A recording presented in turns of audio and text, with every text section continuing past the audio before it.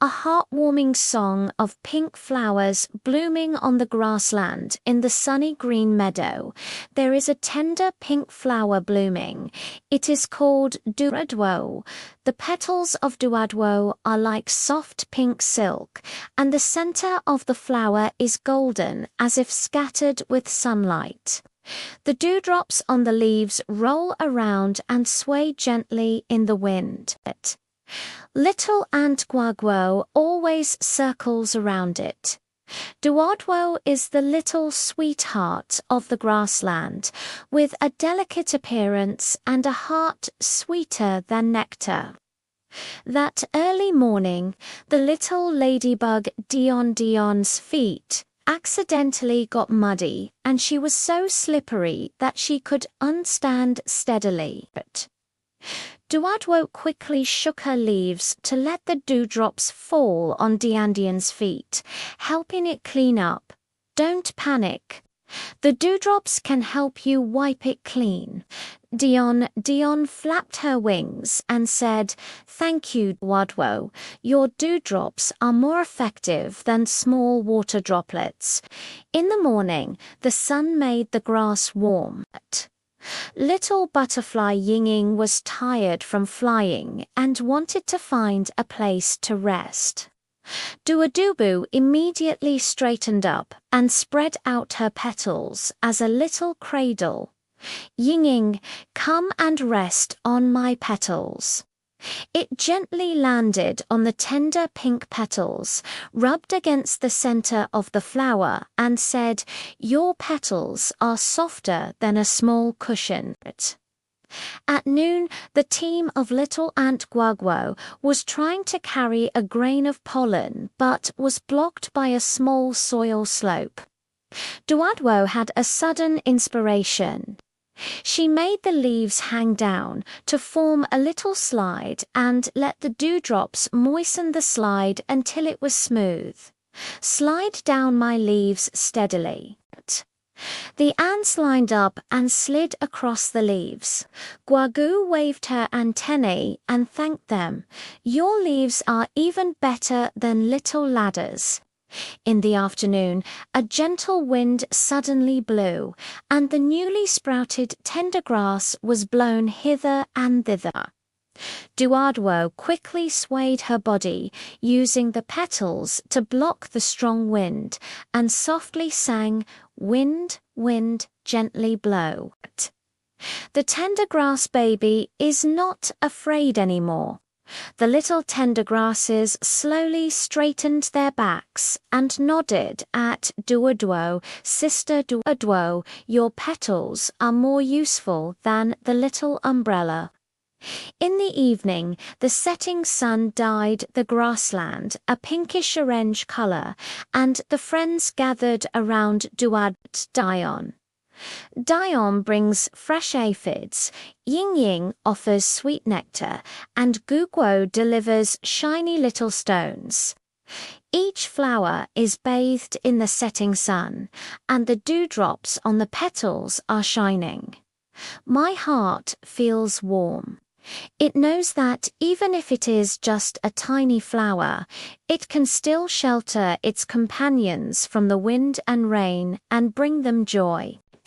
Such a life on the grassland is even happier than the most colorful blooming. The heartwarming adventure of the yellow chick Gigi's farm. On the farm grassland bathed in golden light, a fluffy little yellow chicken was hopping around, chirping. Gigi's fur is like dandelions sprinkled with sunlight. Its round black eyes shining brightly, and its little paws making a dada sound when it runs. The mother hen always gigs gently. Gigi is the little warm sun of the farm. It looks cute and innocent, but its heart is warmer than millet porridge. One early morning, Gigi was learning to catch insects with her friends when suddenly she heard a woo sobbing sound coming from the grass. When I pried open the soft green grass, I found out that the little ant Guago had fallen into a pit and couldn't climb out no matter how hard I tried. Gigi immediately squatted down, spread her tiny wings, and gently lowered them as if building a soft feather bridge. Guago grabbed my feathers and crawled slowly. Guago carefully moved up along the warm feathers and finally returned to the ground. Waving her antennae, she thanked her. "Thank you, Gigi. Your wings are stronger than a small rope." In the morning, the sun was rising higher and higher.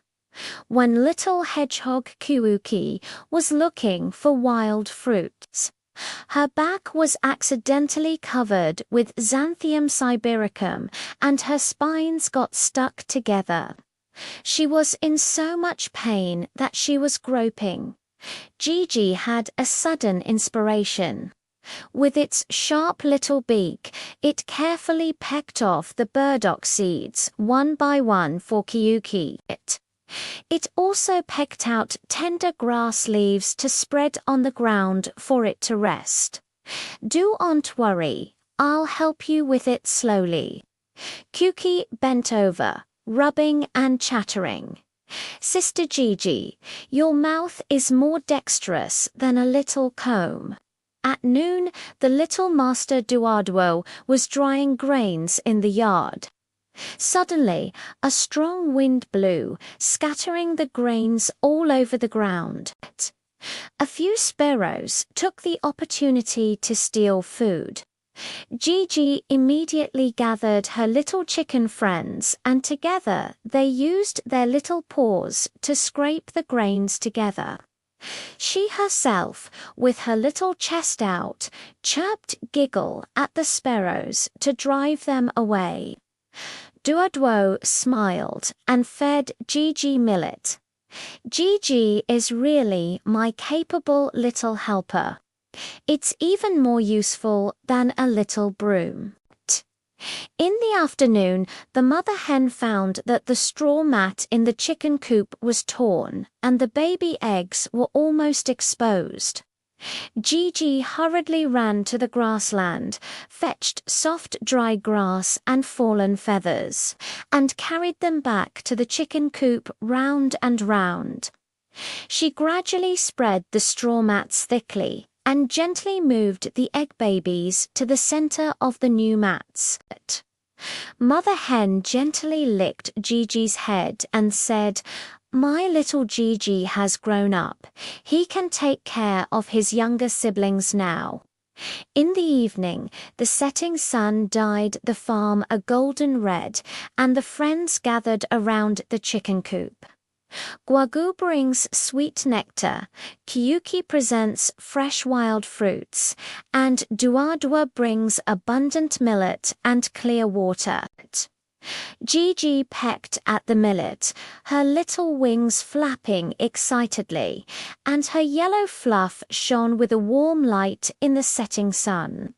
It knew that even though it was small and not very strong, it could still help its good friends through its own efforts. Such a lively and mutually supportive farm life was even happier than eating the most delicious insects. The chirping of yellow birds in the forest warms the heart above the sunlit forest. A golden little yellow bird was flying, chirping.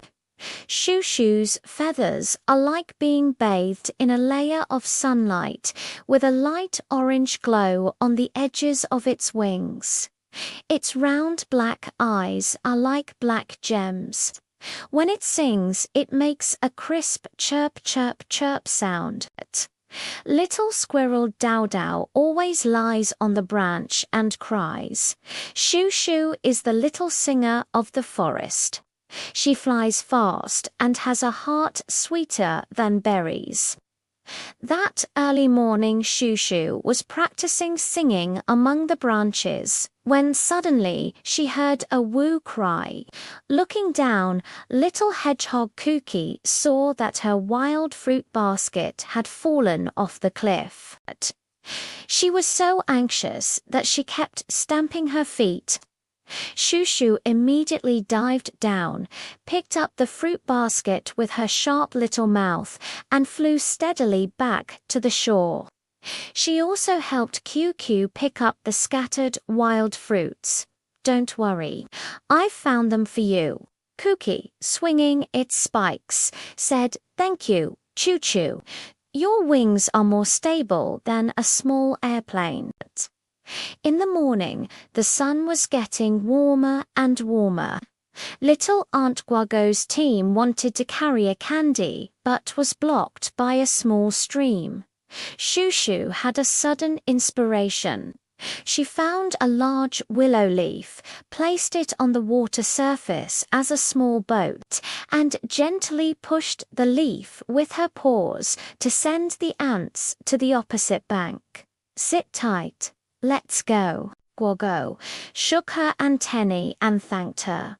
"Your method is even more effective than a small bamboo raft." At noon, the little squirrels in the forest kindergarten were going to have a get-together, but there was no music accompaniment.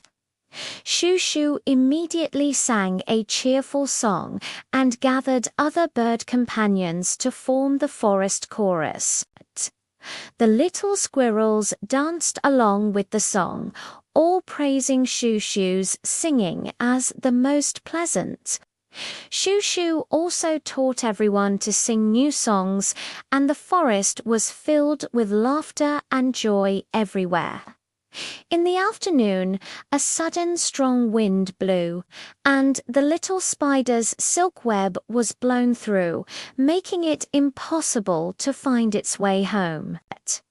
Shushu hurriedly flew over, held onto Cece's silk thread with his paws, and led it to a safe branch. He also helped Cece find a strong vine to weave a new net. Sissy said gratefully, "Sister Juju, your claws are more reliable than a little guide." In the evening, the setting sun dyed the forest a warm yellow, and the friends gathered under the big trees. Kuki brought sweet wild fruits, Guago sent honeydew, and Sissy woven a shiny little spider web as a decoration for Juju. Chirp perched on a branch, singing a gentle song, its yellow feathers shining in the setting sun. It knew that even though it was small, it could help its good friends with its singing and courage. Such a forest life was even happier than flying against the wind. A heartwarming story of the orange puppy Wang Fu's courtyard in the sunny courtyard of a rural house. There was a little orange dog running. Its name was Wang Fu. Wang Fu's fur is like sun-dried orange segments, soft to the touch. It has a pair of big ears drooping, and its tail wags like a small flag. The little cat Mimi always rusts against it. Wang Fu is the little son of the courtyard. It looks simple and honest, but its heart is more fragrant than meat and bones. One early morning, the mother hen was taking her chicks for a walk. The youngest chick, Duadwo, accidentally fell into a small pit beside the vegetable cellar. Wang Fu hurried over, lay down on the edge of the pit, and lowered his big ears. "Duadwo, hold onto my ears and come up." Duadzu, stepping on her soft ears, steadily crawled back to the ground, chirping and rubbing against Wang Fu's paws. "Thank you, Wang Fu. Your ears are more useful than a small ladder." In the morning, the little owner Duodwa was drying peanuts in the yard. Suddenly, a gust of wind blew, scattering the peanuts all over the ground. Wang Fu immediately carried a small bamboo basket, pushed the peanuts one by one into the basket with his nose, and also helped Duaduo drive away the little sparrows that wanted to steal the peanuts. Duaduo smiled and stroked its head, saying, "Wang Fu is truly my little helper. It's even more capable than a little broom." At noon, the little cat Mimi's ball of yarn rolled into the woodshed and got tangled around the firewood. Wang Fu quickly got into the woodshed, gently grabbed the end of the yarn with his mouth, and peeled off the yarn ball bit by bit. He also licked the yarn ball clean for Mimi. Mimi held the ball of yarn and rubbed her head against Wang Fu's neck, saying, "Brother Wang Fu, your mouth is more dexterous than your little paws." In the afternoon, Grandma went to the vegetable garden to pick vegetables. Accidentally, she sprained her ankle and sat on the ground, unable to stand up. Wang Fu immediately ran home, bit the little master's trouser leg, and pulled towards the vegetable garden, barking woof woof into the room to remind everyone to come and help quickly. After being helped home, Grandma handed Wang Fu a big meat bone and said, "Our Wang Fu is such a sensible and good child." In the evening, the setting sun dyed the small courtyard a golden orange color. The friends gathered under the old locust tree at the gate. Mother Chicken brought fresh eggs, Duaduo brought sweet cookies, and Mimi carried her favorite dried fish. Wang Fu was holding a meat bone in his mouth, wagging his tail like a rattle, and his orange fur was shining in the setting sun. It knew that even if it was just a little dog, it could still protect everyone in the small courtyard. Such days were happier than eating the most fragrant meat bones. The blue flatfish's warm story in the calm, shallow sea, on the shallow sandy bed bathed in sunlight lay a blue flatfish. Its name was Ping Ping. Ping Ping's body is like a small blanket covered with sapphires. Its eyes are on both sides of its head. Its tail flaps up like a small fan and sticks to the sand like a moving blue stone. Little crab pincers always circle around it. Ping Ping is a little guard of the shallow sea. It hides well and its heart is sweeter than seaweed juice. That early morning, little clam Lely was washed ashore by the waves, and its shell was almost open from the sun. Ping Ping just swam to the shore, blocking the sunlight with her body, and then wagging her tail to splash water, slowly pushing Lely back into the sea. "Don't be afraid, I'll take you home." Lala closed its shell and then opened it again, as if nodding in gratitude. "Thank you, Ping Ping, your tail works better than a pusher." In the morning, little seahorse Duadwa got lost and was swimming around among the sandbeds. Ping Ping immediately swam over and drew a shiny path on the sand with her body. That was the direction leading to the group of seahorses. She would stop from time to time to wait for Duaduo. "Follow my tracks and you'll find Mum soon." When she found the group of seahorses, Duaduo wrapped her tail around Ping Ping's body and said, "Your mark is clearer than a compass."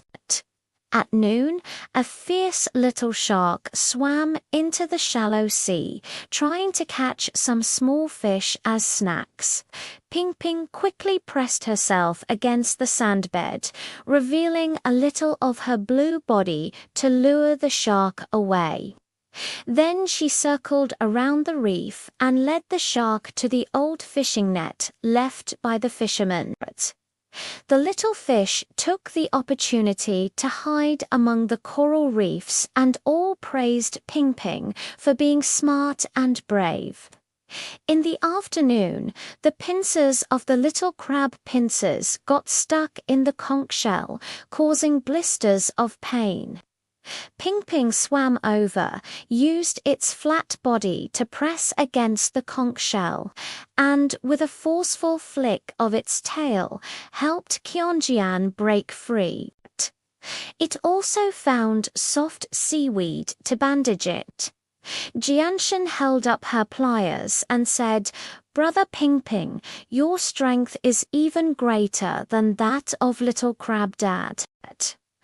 The heartwarming underwater story of the pink octopus Tuon beside the shallow coral reef. There lives a soft pink octopus called Tuon. Tuon's body is like a little pink jelly. Its 8 long tentacles carry round little suction cups. When swimming, it looks like a dancing pink flower. It can also flexibly grasp things and change shapes. The octopus mother always says Tuan is a little magician at the bottom of the sea. With nimble tentacles, her heart is warmer.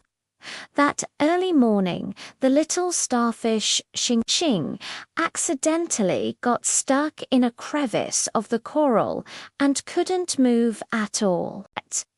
When Tuan saw this, he quickly swam over, gently hugged the coral with his 8 tentacles, and slowly pushed open the gap. "Star, don't worry, I'll pull you out." The stars slid out through the gap, waving their antennae and saying, "Thank you, Tuan. Your tentacles are stronger than small hooks, and saved me." In the morning, little seahorse Dion wanted to hide in the seagrass, fearing that the big fish would discover it. Tuan quickly rolled up the seaweed with his tentacles and wove it into a soft little nest. Dion, come here and hide." Dion burrowed into the seaweed nest and wagged its tail at ease. "Thank you, Twat. Your tentacles are more dexterous than a little tailor's. Your little nest is so safe."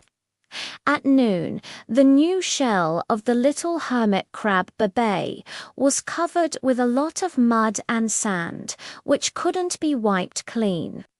Tuan dipped his tentacles in the seawater and gently wiped it as if using a small cloth. He also moved the suction cup to suck away the stubborn mud and sand. "Bye-bye, it'll be clean soon." Bibai looked at the shiny new shell and waved her little pliers, saying, "Thank you, Tuan. Your tentacles are more useful than small brushes. Your shell is so shiny." In the afternoon, the little girl Duardua from the neighbor's house came to the seaside for snorkeling, wanting to touch the beautiful corals but couldn't reach them. Tuan saw this and wrapped a tiny coral flower with her tentacles, slowly swimming up to Duodbu and gently touching her palm. Duodwa smiled and clapped her hands. Tuan, you are such a gentle companion. Your pink tentacles are so cute." In the evening, a small current suddenly blew from the bottom of the sea, and the little shrimp Meng was swept hither and thither. Tuan Chuan quickly spread out her 8 tentacles, like opening a small pink umbrella to block the water flow. Meng Meng, come and hide here. Meng Meng hid under the umbrella and firmly grasped Tuan Chuan's tentacles. Thank you, Tuan Chuan. Your tentacles are stronger than a small shield. I'm not at all flustered. The setting sun dyed the sea surface a warm pink. The underwater friends gathered around Tuan Chuan and held a small sharing session. Xing Xing brought smooth little shells. Bibi brought fresh plankton, and Duardwo scattered fish food through the water surface. Tuan Tuan lay beside the coral, her pink body shining in the setting sun. She said, I'm the happiest when I can help everyone with my tentacles.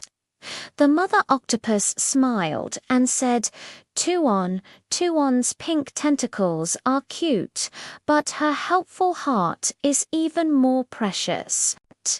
When the moon rises, its moonlight spills into the ocean floor, and the fluffy tentacles seem to be coated with a layer of silver powder. Because of the pink octopus Tuantuin, this small coral reef has become warmer and more lively. Such days are more pleasant than the nectar at the bottom of the sea and more endearing than the pink body. A clever note on the flat seabed of the blue flatfish in the shallow bay. There swam a special blue flatfish. It was called Biambians. The flat body is like a smooth blue leaf, and the silver blue scales emit a soft glow. The belly is flat and adheres to the seabed. When swimming, it looks like a flying little blue silk. The mother fish always says Bian is the little smart thing at the bottom of the sea. Its body is special, and its way of helping others is even more special. That early morning, the little hermit crab Bibi couldn't find a suitable shell and was worrying on the sandy ground with its old shell on its back.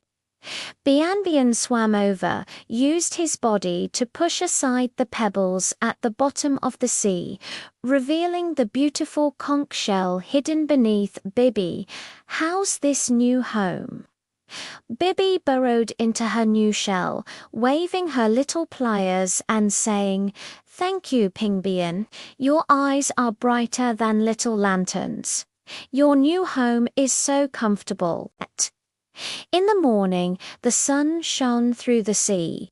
The little shrimp, Meng Meng, was afraid of being discovered by the big fish and hid in the sand pile, not daring to move. Bian quickly swam to Meng Meng's side, allowing her to hide under her broad body. She slowly changed her posture to block the sunlight. Don't be afraid. I'll shield you. Meng Meng lay beneath Bian, calmly looking for the plankton. Thank you, Bian. Your body is safer than a stone. Don't be afraid anymore. At noon, little starfish Xing Xing accidentally turned over and couldn't come back no matter how hard she tried. She was so anxious that she shook her antennae. Bian swam over, gently pressed his body against the side of the star, and slowly and forcefully turned it over. Star, don't worry, I'll help you. The star regained its posture and slowly crawled towards the coral cluster. Thank you, Bian. Your strength is even more stable than a small cart. You're so reliable. In the afternoon, the little boy Lele from the neighbor's house came to the seaside for snorkeling, hoping to see the little fish at the bottom of the sea, but he just couldn't find them. Bian saw it, swimming gently in the water. Her silver-blue body drew bright water ripples, as if leading the way. Lele followed the water ripples and saw many little creatures at the bottom of the sea. Smiling, she waved at Bion Bion and said, "Bion Bion, you are such a smart friend. The bottom of the sea is so wonderful." In the evening, a small current suddenly blew from the bottom of the sea, and the sand and gravel confused the eyes of the little seahorse, Dion Dion Bion. Bion Bion quickly swam to Dion Dion's side, blocking the water flow with her body and gently wagging her tail, allowing the clear water to slowly rinse Dion Dion's eyes. Dion Dion wagged her little tail and said, "Thank you, Bion Bion. Your body is more effective than a small shield. Your eyes are much more comfortable." The setting sun dyed the sea surface a warm orange. The underwater friends gathered around Biambian and held a small sharing session. Bibu brought smooth pebbles, Mengmen shared fresh plankton, and Lele scattered fish food through the water surface. Flat on the seabed, its silver-blue scales glistened in the setting sun. It said, "I'm the happiest when I can help everyone in my way." Motherfish smiled and said, "A flat appearance is special, but a kind and intelligent heart is even more precious." When the moon rises, its moonlight spills into the ocean floor, and its flat body resembles a small blue jade. Because of the blue flatfish Biambian, this small bay has become more peaceful and lively. Such days are more pleasant than the seaweed at the bottom of the sea and more dazzling than the silver-blue scales. Out on the flat seabed of the blue flatfish in the shallow bay, there swam a special blue flatfish. It was called Biambian. The flat body is like a smooth blue leaf, and the silver-blue scales emit a soft glow. The belly is flat and adheres to the seabed. When swimming, it looks like a flying little blue silk. The mother fish always says that Biambian is the little smart thing at the bottom of the sea. Its body is special, and its way of helping others is even more special. That early morning, the little hermit crab Bibi couldn't find a suitable shell and was worrying on the sandy ground with its old shell on its back. Biambian swam over, used his body to push aside the pebbles at the bottom of the sea, revealing the beautiful conch shell hidden beneath Bibi Howe's this new home. Baby burrowed into her new shell, waving her little pliers and saying, "Thank you, Pingbian. Your eyes are brighter than little lanterns. Your new home is so comfortable." In the morning, the sun shone through the sea. The little shrimp Meng Meng was afraid of being discovered by the big fish and hid in the sand pile, not daring to move. Bian Bian quickly swam to Meng Meng's side, allowing her to hide under her broad body. She slowly changed her posture to block the sunlight. "Don't be afraid. I'll shield you." Meng Meng lay beneath Biambian, calmly looking for the plankton. "Thank you, Biambian. Your body is safer than a stone. Don't be afraid anymore." At noon, little starfish Xing Xing accidentally turned over and couldn't come back no matter how hard she tried. She was so anxious that she shook her antennae. Bion Bion swam over, gently pressed his body against the side of the star, and slowly and forcefully turned it over. "Star, don't worry, I'll help you."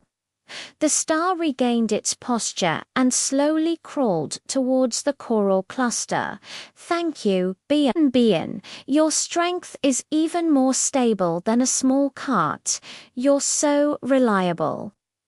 In the afternoon, the little boy Lely from the neighbor's house came to the seaside for snorkeling, hoping to see the little fish at the bottom of the sea, but he just couldn't find them. Bian saw it swimming gently in the water. Her silver-blue body drew bright water ripples as if leading the way. Lele followed the water ripples and saw many little creatures at the bottom of the sea. Smiling, she waved at Bian and said, Bian, you are such a smart friend. The bottom of the sea is so wonderful. In the evening, a small current suddenly blew from the bottom of the sea, and the sand and gravel confused the eyes of the little seahorse, Bean. Bean quickly swam to Dion's side, blocking the water flow with her body and gently wagging her tail, allowing the clear water to slowly rinse Dion's eyes. Dion wagged her little tail and said, Thank you, Bian. Your body is more effective than a small shield. Your eyes are much more comfortable. The setting sun dyed the sea surface a warm orange. The underwater friends gathered around Bian and held a small sharing session. BB bought smooth pebbles, Meng shared fresh plankton, and Lely scattered fish food through the water surface. Flat on the seabed, its silver-blue scales glistened in the setting sun. It said, I'm the happiest when I can help everyone in my way. Mother Fish smiled and said, A flat appearance is special, but a kind and intelligent heart is even more precious. When the moon rises, its moonlight spills into the ocean floor, and its flat body resembles a small blue jade. Because of the blue flatfish Bian, this small bay has become more peaceful and lively. Such days are more pleasant than the seaweed at the bottom of the sea, and more dazzling than the silver-blue scales. The red snail, red, leaves a warm memory in the garden. Under the rose bushes in the community garden lived a special snail, and everyone called her Hong. She has a shiny red shell, like a small house made of ripe cherries, with a faint glow on the spiral patterns. Even if it is hidden among the green leaves, that touch of red can be found at once. Hong climbed slowly. With each step she took, she left a shiny silver line, as if drawing a heart mark for the garden. But she wasn't in a hurry at all. She always said that only by walking slowly could she discover the sweet dew hidden under the leaves and hear the sound of the petals opening and falling. That early morning Hong was just lying on the clover to have breakfast when she heard a buzzing sound of anxiety. It was the buzzing of a little bee. It had chased a dandelion far away while gathering nectar and could unfind the direction of the beehive when it turned back. Its wings were almost exhausted from flapping. Hong quickly lifted the red shell high up and shook it at Wang. Wang, look. My red shell can serve as a little signpost. Follow it and you'll find the beehive. Wang saw that striking red and immediately composed himself. Following Hong to climb slowly, Hong deliberately took the most conspicuous path to keep the red shell exposed to the sunlight all the time. Before long, the shadow of the beehive in the distance appeared, buzzing and flapping its wings at Hong Hong. "Thank you, Hong Hong. Your red shell is more conspicuous than the sun. I'm no longer afraid of getting lost." In the morning, as the sun rose slowly, the little caterpillar soft in the garden was looking for the tenderest cabbage leaves. But as soon as it climbed over the pile of stones, it was scorched and listless, and its eyes were almost unable to open. When Hong Hong saw this, she slowly crawled to Ruan Ruan's side and gently tilted the red shell to block the sunlight shining on Ruan Ruan. "Ruan Ruan, come in quickly. My shell can be a little sunshade." Ruan Ruan crawled under the red shell, feeling cool and comfortable. She also shook her body at Hong Hong and said, "Thank you, Hong Hong. Your shell is cooler than the leaves. I have the energy to look for the cabbage leaves again." Hong Hong and Ruan Ruan found a Chinese cabbage leaf still dewy. The two shared the sweet leaf together. The dewdrops stuck to the red shell as if a small pearl had been scattered. At noon, the little girl Duadwo from the neighbor's house came to the garden to play a treasure hunt game. She hid a colorful glass bead in the rose bushes, but while playing, she forgot where it was and was so anxious that she squatted on the ground crying. Hong Hong happened to crawl past and saw Duadwo's tears. She quickly climbed to her feet and crawled towards the deep part of the rose bushes. The shiny glass bead she had seen in the morning was hidden under a red rose leaf. Duadwo wiped away her tears and followed the red-silver thread. She saw that striking red shell perched beside a leaf. When she opened the leaf, she found that the glass beads were lying inside. Duadwo gently touched Hong Hong's shell and said, "Hong Hong, you are so amazing. Your red shell is like a little lantern. It helped me find the treasure." In the afternoon, dark clouds suddenly drifted from the sky, and it seemed that it was about to rain. Hong Hong thought of the little ladybug Dion Dion living under the mushroom umbrella. Its umbrella had a small hole blown in by the wind yesterday. If rainwater seeped in, Dion Dion's back shell would get wet. Hong Hong quickly and slowly crawled over, blocking the small hole of the mushroom umbrella with its red shell and rustling against the leaves of Dion Dion. This was their way of reminding Dion Dion, quickly hid in the very middle of the mushroom umbrella. Just as she managed to hide, raindrops began to fall with a drip-drip sound.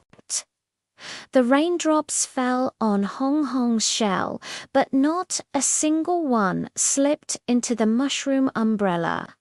Dion Dion shook the spots on Hong Hong's back shell and said, "Thank you, Hong Hong. Your shell works better than a small patch. I didn't get wet at all."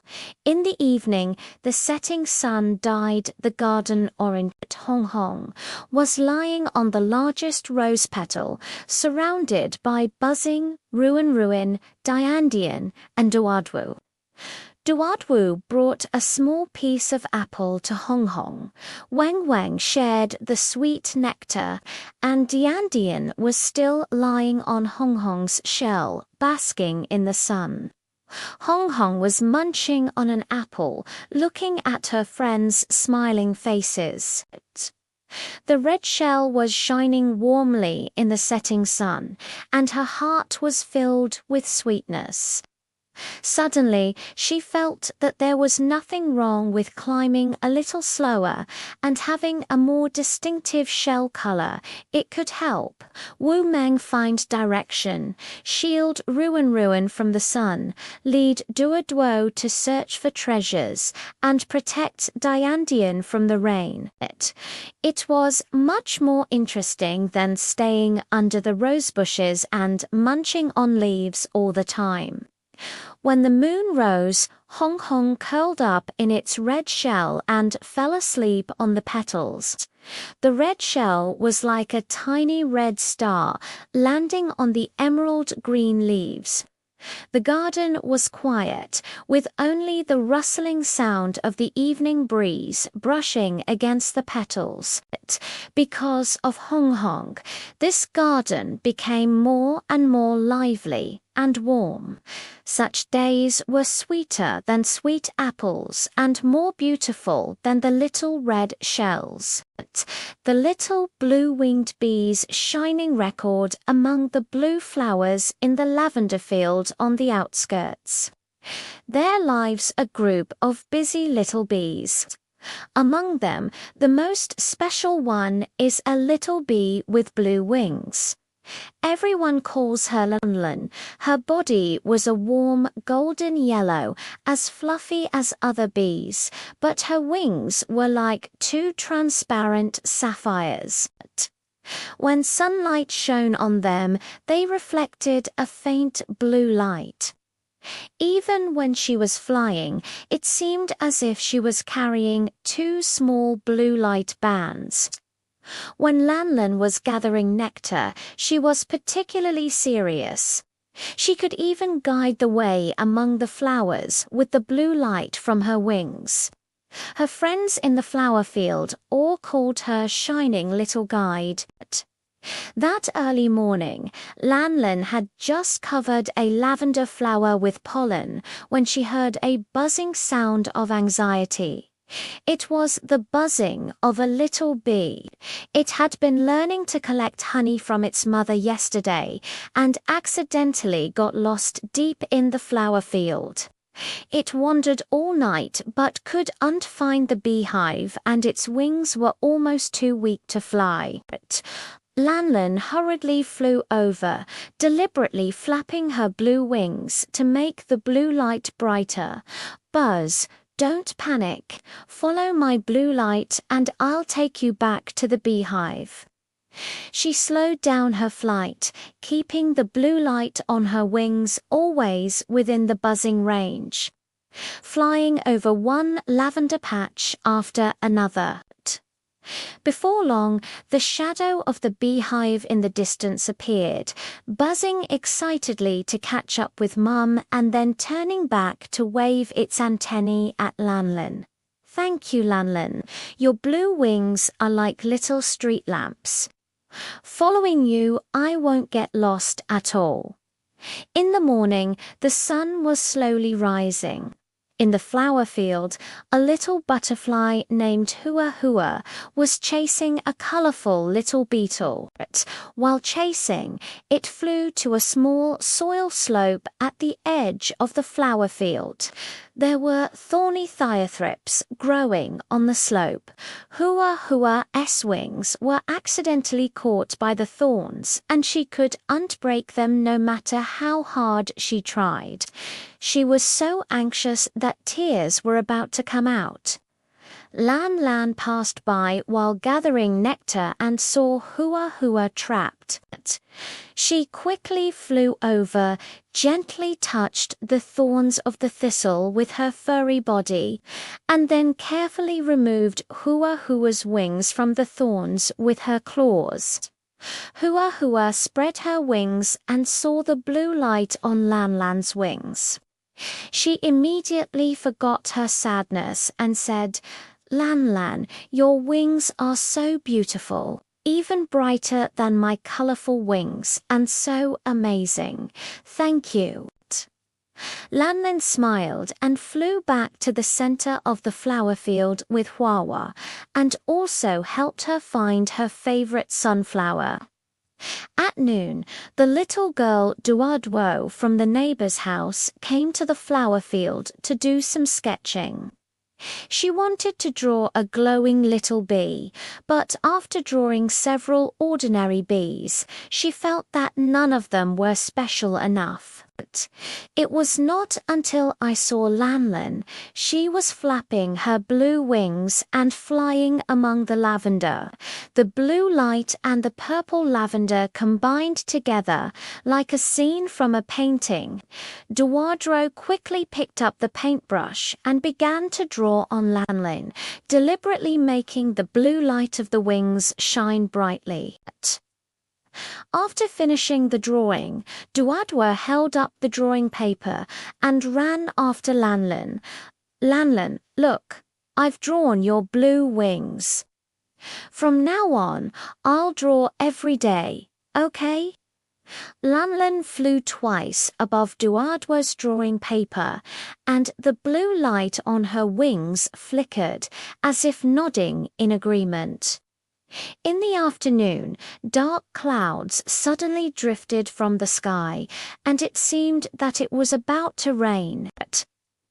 Lanlan recalled the little ladybug Diandian living under the dandelion bush in the corner of the flower field.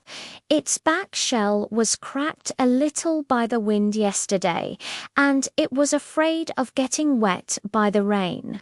Lanlan hurriedly flew over and gently covered Dion's back shell with her blue wings, although her wings were thin. They could block the small raindrops. Dion hid under her wings and shook the spot at Lanlan. Thank you, Lanlan.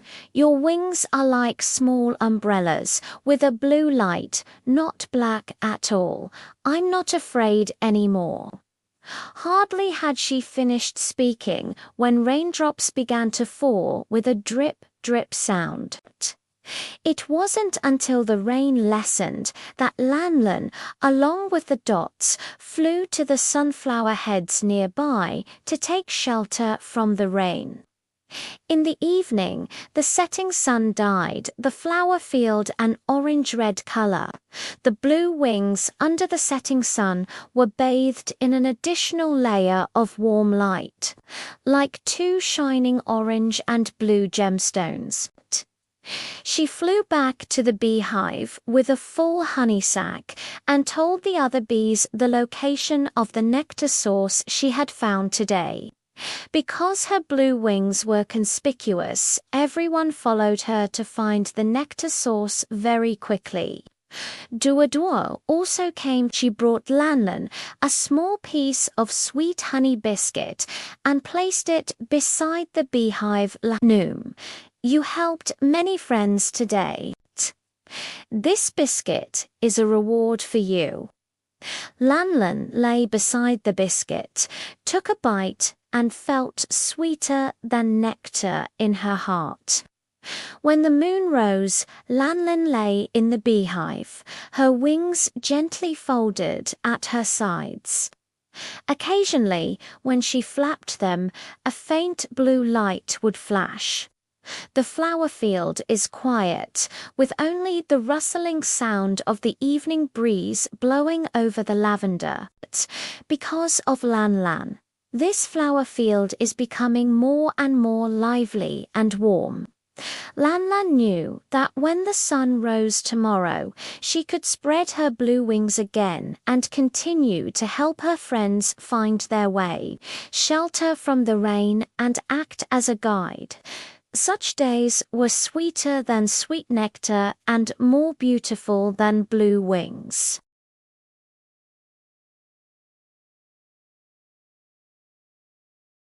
The Blue Little Fish's Adventure in the Blue Stream. In the small stream at the edge of the village lived a very special little fish, which everyone called Lanlan. Her scales seemed to have been dyed by the blue sky of the brook, a bright and clear deep blue. When the sunlight filtered through the water and fell on her, the scales would reflect fine, fragmented light, as if a handful of little blue stars had been scattered. Lanlan's tail is thin and big. When swimming, It can swim a long distance with just a gentle swing. It can also nimbly weave through the watergrass and crevices of rocks. The friends in the stream all say, "Follow Lanlin, and you'll never get lost." The day early in the morning, light blue, just catch up a little in the crook of aquatic plants, Daphnia for breakfast. I heard, "Whoops," his quietly cry. Little shrimp Lily. It follow Mom to get food downstream yesterday, accidentally separated by water, turned along while in water, even can't distinguish the direction of the upstream. Small must are falling down. Lanlin hurriedly swam over, deliberately leaving her body a little above the water surface to make her deep blue scales more conspicuous in the sunlight. "Lele, don't worry. Follow my blue figure and I'll take you to find your mom." She slowed down so that Lele could always see her blue scales and deliberately avoided the rapid current, swimming along the most stable water layer. It wasn't long before the call of the shrimp mother came from afar. Lele threw herself into her mother's arms and turned back to greet Lanlin, saying, "Thank you, Lanlin. Your blue scales are like little signposts. Following you, I won't get lost at all." In the morning, as the sun gradually rose, the water temperature in the stream became warm. The little crab was looking for snails in the crevice of the stone with his pincers, but his big pincers couldn't turn well in the water and got stuck in the crevice of the stone, unable to be pulled out. He was so anxious that he was shaking his pincers with a click-click sound. Lanlin swam past and saw it. She quickly found a soft water plant and pushed it to Qianqian's pincers with her tail. "Qianqian, don't panic. Place watergrass between the pliers and the stone and pull it out slowly." Qianqian did as Lanlin said and indeed pulled out the pliers smoothly. He crawled over sideways and waved his pincers at Lanlin, saying, "Thank you, Lanlin. Your method works even better than my little paws. I can finally keep looking for snails." Lanlin also took Qianqian to a shallow water area with the most snails, and the two of them shared the delicious snail meat together. At noon, Duo, a little girl by the stream, came to sketch by the stream. She wanted to draw the most beautiful stream fish, but after looking at several small gray fish, she felt that none of them were special enough. It was not until I saw Lanlin, she was fanning her blue tail and swimming among the water plants, with the blue scales and green water plants blending together like a scene from a painting. Duo quickly picked up the paintbrush and began to draw against Lanlin, deliberately making the blue light of the scales shine brightly. After finishing the drawing, Duo held up the drawing paper and shouted to the stream, "Lanlin, look! I've drawn your blue scales! So beautiful!" Lanlin seemed to understand. She swam in a circle on the water surface in front of Duo. Her blue figure swayed back and forth as if performing for her. In the afternoon, dark clouds suddenly drifted over the sky. From the upper reaches of the stream came the whoosh-whoosh sound of water flowing. It was the muddy water washed down by the heavy rain, about to flow into the shallow water area downstream. Lanlin knew that in the shallow water area, there were newly hatched baby fish. If they were choked by the muddy water, it would be a disaster. She quickly swam to the shallow water area, wagging her tail at the little fish fry. This was their way of reminding them, and led them to swim into the deep water area. The water flow in the deep water area was more stable and less likely to be affected by muddy water. Just as the little fish fry were brought to a safe area, the muddy water flowed into the shallow water. The little fish fry wagged their tails at Lanlin, as if saying, "Thank you, Lanlin." In the evening, the setting sun dyed the brook orange-red. The blue and deep blue scales under the setting sun seemed to have an additional layer of warm light, like a little fish that could glow with orange and blue stripes. She led Lele, Qianqian, and the little fish fry to play hide-and-seek in the water grass. Lanlin hid in the green water grass, but her blue scales were too conspicuous, and everyone could find her at once. Every time they found her, they would smile very happily. Duo didn't leave either. She sat by the stream watching them play and even broke off a little of her small bread and threw it into the water for Lan Lan's dinner. When the moon rose, Lan Lan was still swimming slowly in the stream. Her blue figure under the moonlight was like a moving sapphire. Occasionally, she would touch the water plants beside her with her tail, as if whispering to them. The brook is quiet, with only the whoosh-whoosh sound of the water flowing over the stones. Because of Lan Lan, this small brook has become more and more lively and warm. Such days are sweeter than the delicious little water fleas and more beautiful than the deep blue scales. Sunflower Yang Yang's garden sunshine record in the corner of Grandma's vegetable garden. There is a tall sunflower. The little girl, Lele, named it Yang Yang. Its stem is straight, like a small green pillar, covered with fine down. The most eye-catching part is the flower head on the top. The golden petals seem to have spread a circle of sunlight. In the middle of the flower head, there are numerous small compartments, hidden unripe sunflower seeds, like being studded with tiny green gems. Yang Yang has a special habit. No matter where the sun turns, its flower head will follow suit. In the morning, it faces east to wait for the sun. At noon, it faces south to chase the sun. In the evening, it faces west to send the sun away.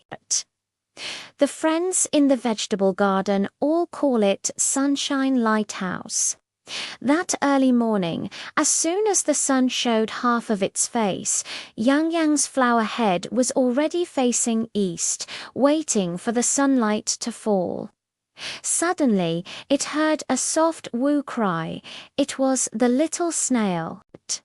Slowly, it wanted to climb to a high place to bask in the sun, but after climbing for a long time, it only reached the middle of the grass leaves. The morning dew soaked its shell, making it shiver with cold. Yang Yang quickly tilted the flower tray slightly, allowing the sunlight that had just reached it to fall right beside Meng Meng. But Meng Meng, don't worry. My flower tray can shield you from the dew and also let you bask in the sun. Slowly climbing along the flower stem, I reached the petals under the flower head. The warm sunlight shone on the shell, and in no time, it wasn't cold anymore. It shook its antennae at Yang Yang and said, "Thank you, Yang Yang.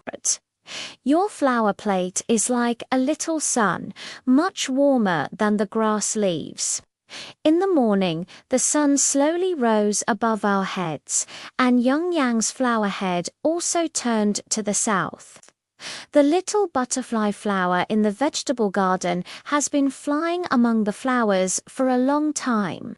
Its wings are almost tired from flapping.